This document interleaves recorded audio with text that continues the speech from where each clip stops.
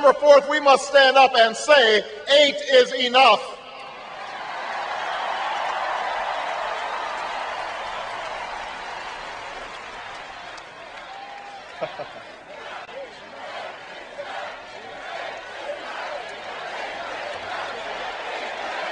Now,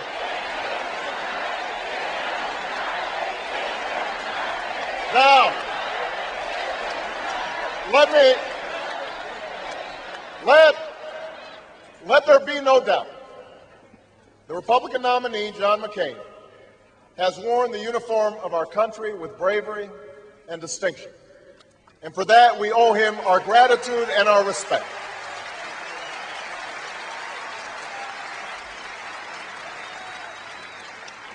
And next week, we'll also hear about those occasions when he's broken with his party as evidence that he can deliver the change that we need.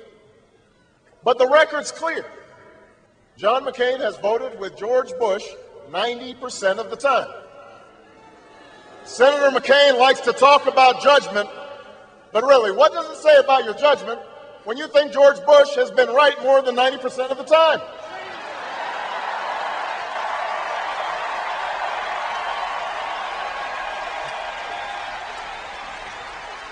I don't know about you, but I'm not ready to take a 10% chance on change.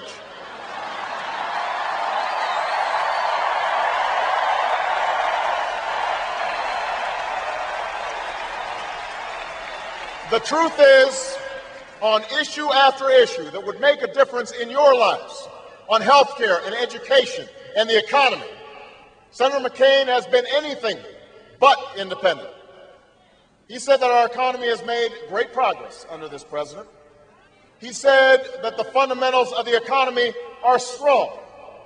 And when one of his chief advisors, the man who wrote his economic plan, was talking about the anxieties that Americans are feeling, he said that we were just suffering from a mental recession and that we've become, and I quote, a nation of whiners.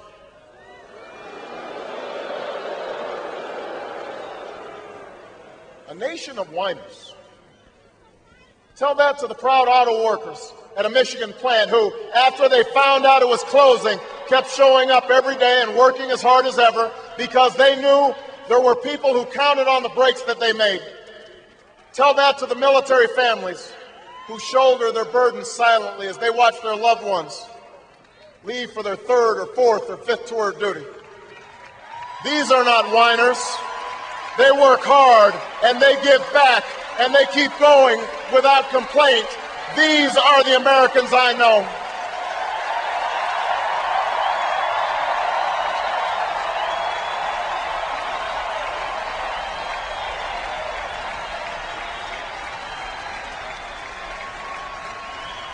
Now, I don't believe that Senator McCain doesn't care what's going on in the lives of Americans.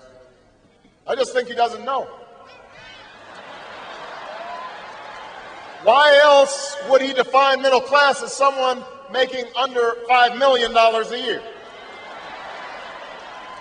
How else could he propose hundreds of billions in tax breaks for big corporations and oil companies, but not one penny of tax relief to more than 100 million Americans?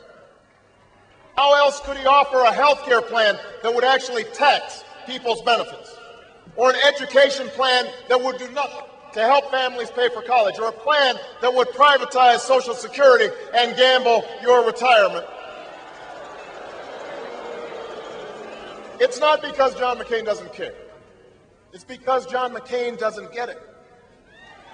For over 2 decades, he subscribed to that old discredited Republican philosophy.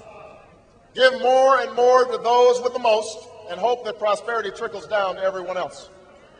In Washington, they call this the ownership society. But what it really means is that you're on your own. Out of work? Tough luck. You're on your own. No health care? The market will fix it. You're on your own. Born into poverty? Pull yourself up by your own bootstraps. Even if you don't have boots, you are on your own.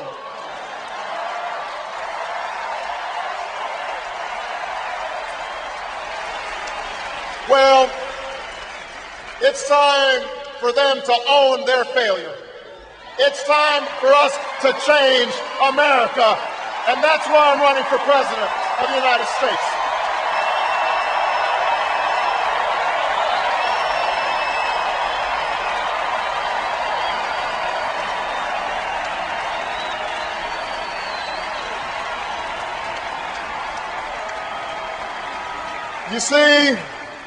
You see, we Democrats have a very different measure of what constitutes progress in this country. We measure progress by how many people can find a job that pays the mortgage, whether you can put a little extra money away at the end of each month so you can someday watch your child receive her college diploma. We measure progress in the 23 million new jobs that were created when Bill Clinton was president, when the average American family saw its income go up $7,500 instead of go down $2,000 like it has under George Bush. We measure the strength of our economy not by the number of billionaires we have or the profits of the Fortune 500, but by whether someone with a good idea can take a risk and start a new business, or whether the waitress who lives on tips can take a day off and look after a sick kid without losing her job. An economy that honors the dignity of work. The fundamentals we use to measure economic strength are whether we are living up to that fundamental promise that has made this country great. A promise that is the only reason I am standing here tonight. Because in the faces of those young veterans who come back from Iraq and Afghanistan, I see my grandfather, who signed up after Pearl Harbor, marched in Patton's army, and was rewarded by a grateful nation with the chance to go to college on the GI Bill.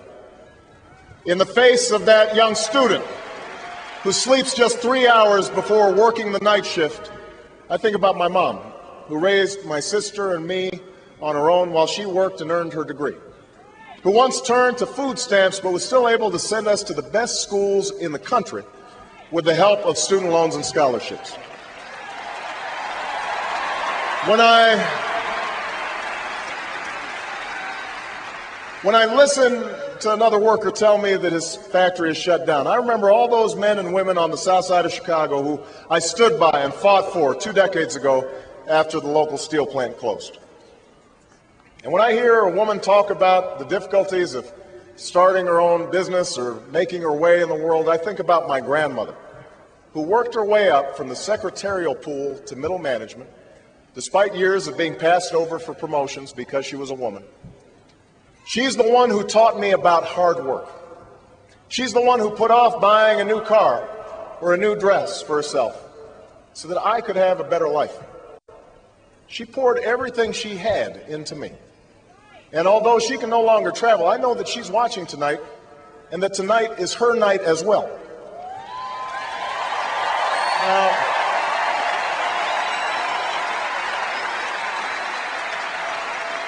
Now, I don't know what kind of lives John McCain thinks that celebrities lead, but this has been mine. These are my heroes. Theirs are the stories that shaped my life.